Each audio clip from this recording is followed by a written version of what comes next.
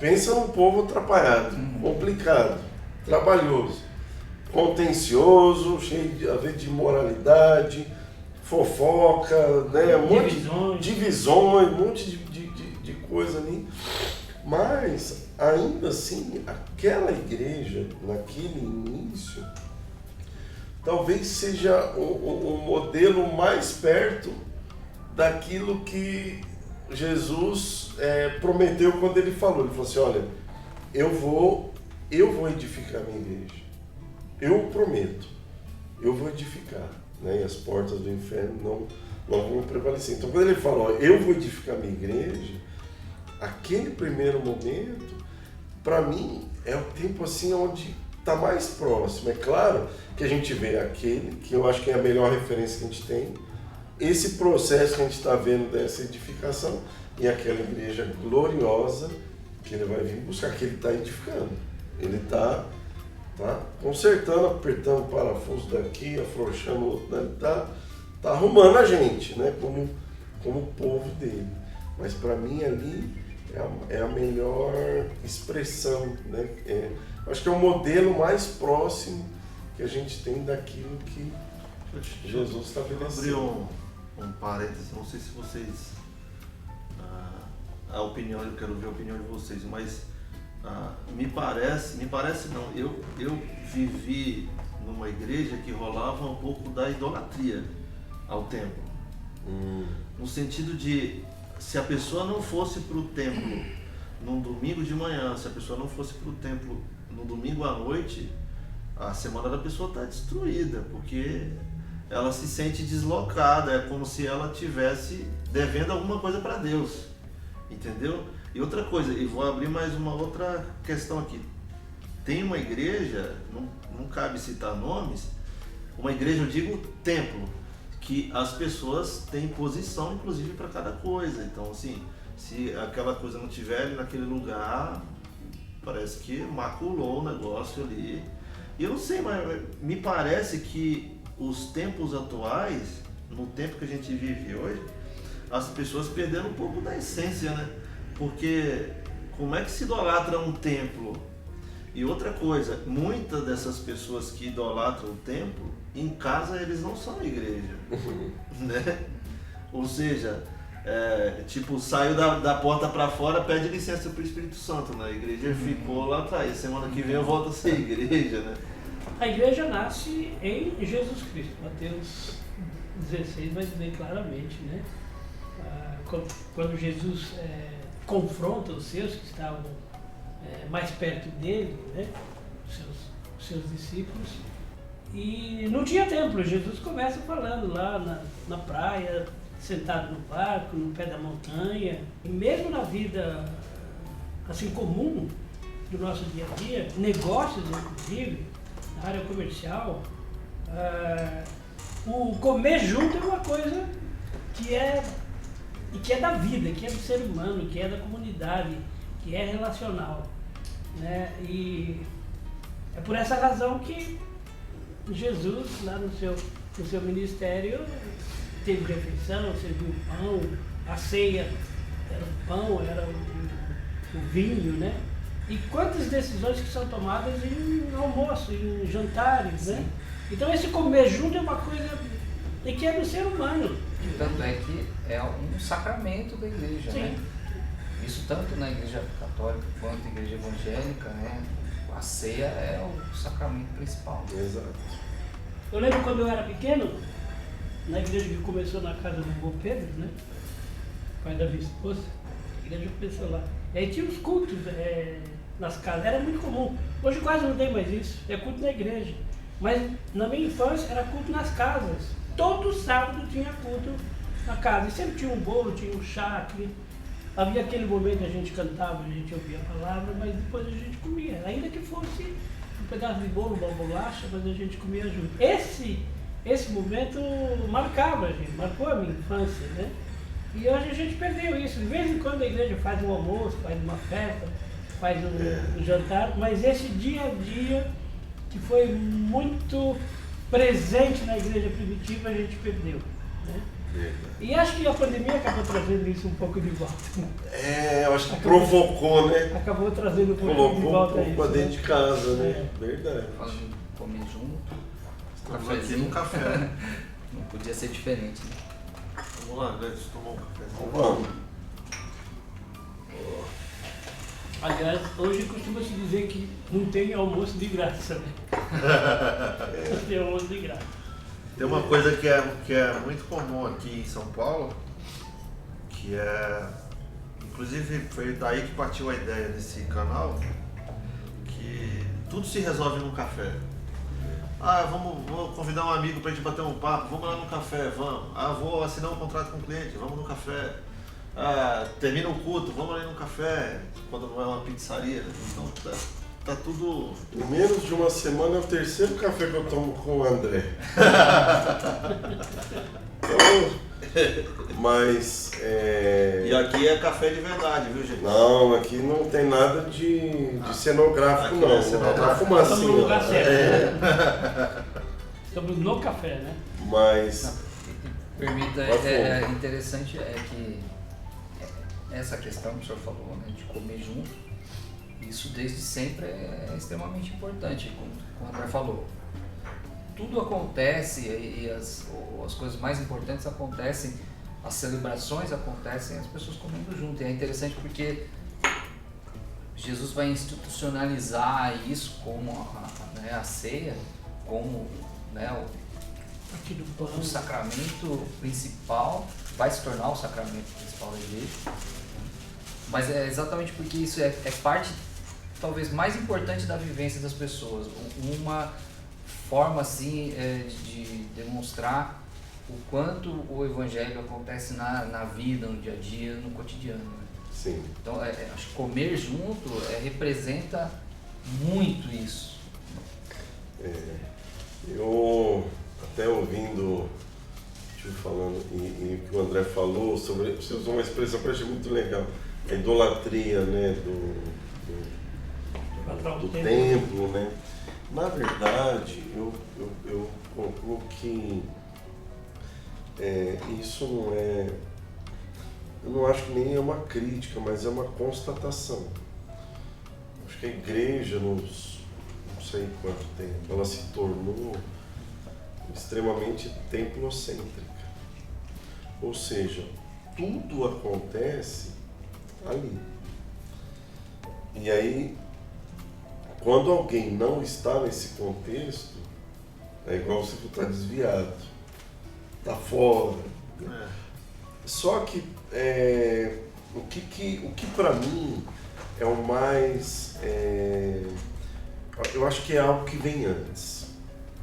Está relacionado com aquilo que Jesus falou. Pensa, Jesus, ele morre e ressuscita.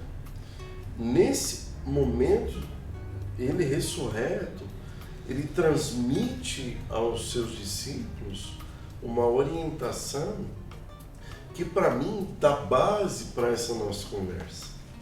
Que é quando ele fala assim, são dois aspectos. A gente vai ver uma ênfase, por exemplo, no Evangelho de Marcos, quando ele fala, ide para todo mundo pregarem o Evangelho. Em Mateus, é como se fosse uma moeda com dois lados, né? Em Mateus ele vai falar assim, ide e fazei discípulos de todas as nações. Só que essa obra de fazer discípulo, essa obra de formar pessoas, Jesus define muito bem, porque ele fala assim, vocês vão e vão fazer discípulos. Como?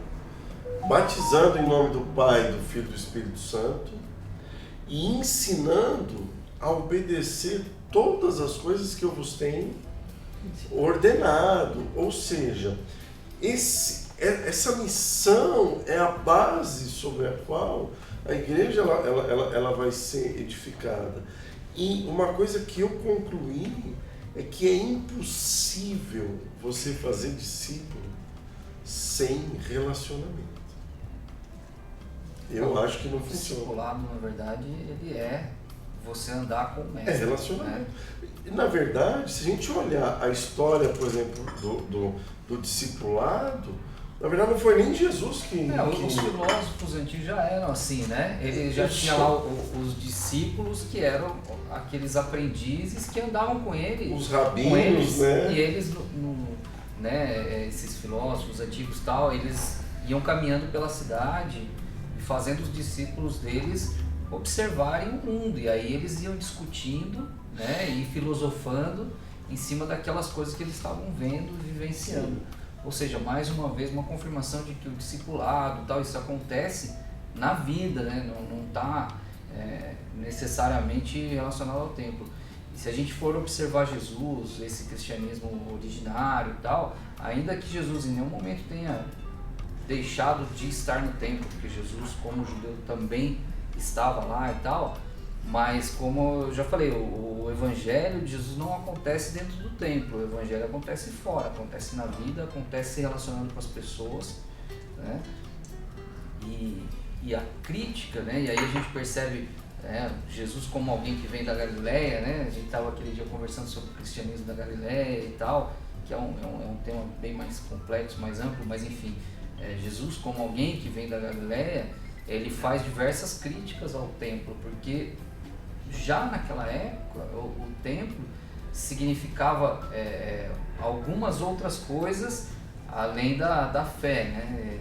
Estava também envolvido com cobrança de impostos. O templo muitas vezes representava uma religião que mais oprime ou que mais traz obrigações e tal, mas não necessariamente onde as pessoas estavam vivenciando a fé. Sim. Né? Tanto é que Jesus é muito crítico daquelas coisas que aconteciam dentro do templo, né? Do fato das pessoas irem no templo, lá elas eram, principalmente quem vinha de fora, né? Quem vinha de outros lugares de Israel, passavam dias aí numa viagem, eram gastos muito grandes, e a pessoa chegava lá e no templo eles ainda eram obrigados a comprar coisas, a pagar impostos e tal.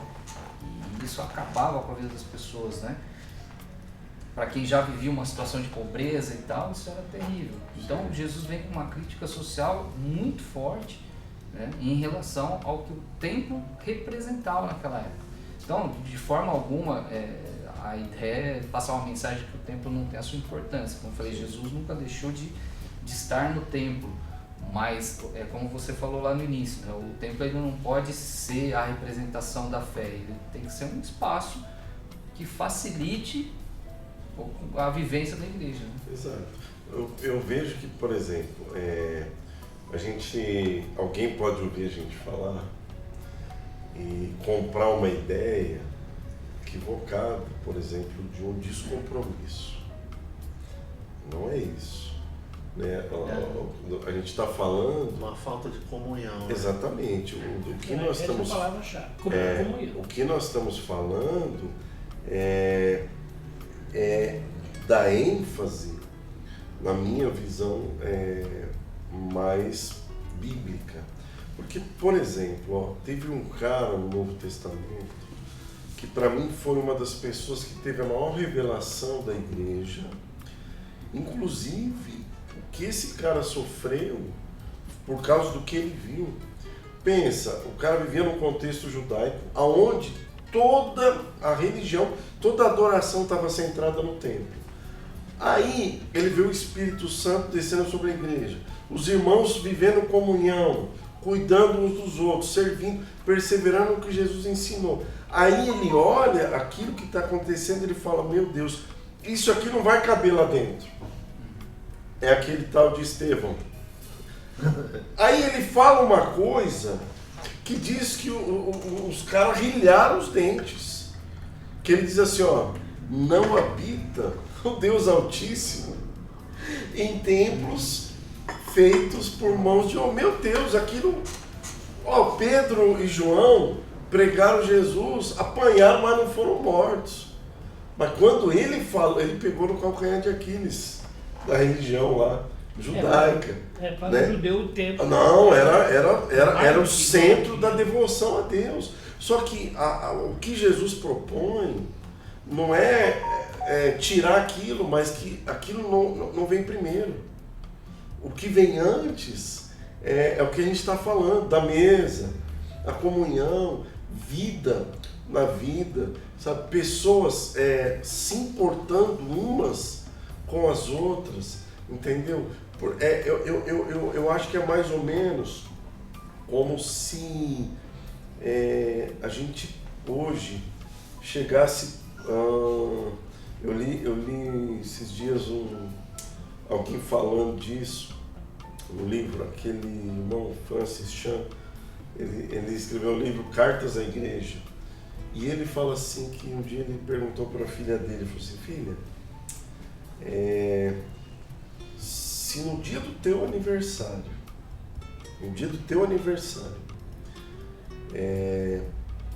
você chamar os seus amigos, mas a gente dizer assim, ó, vai ter só um bolo, um pedaço de bolo e mais nada, você acha que vai vir muitos amigos?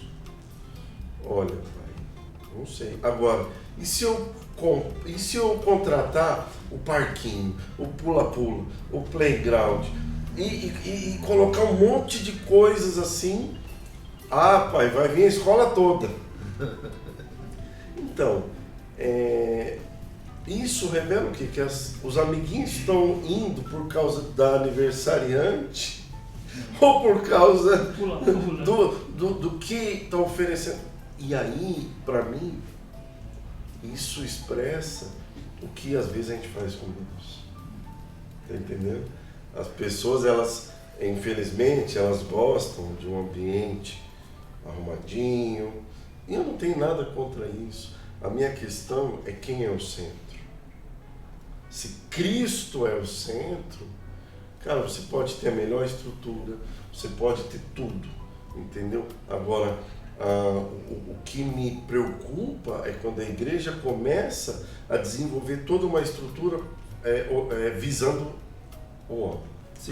Vou abrir uma parêntese aí. A igreja de hoje prega para crente.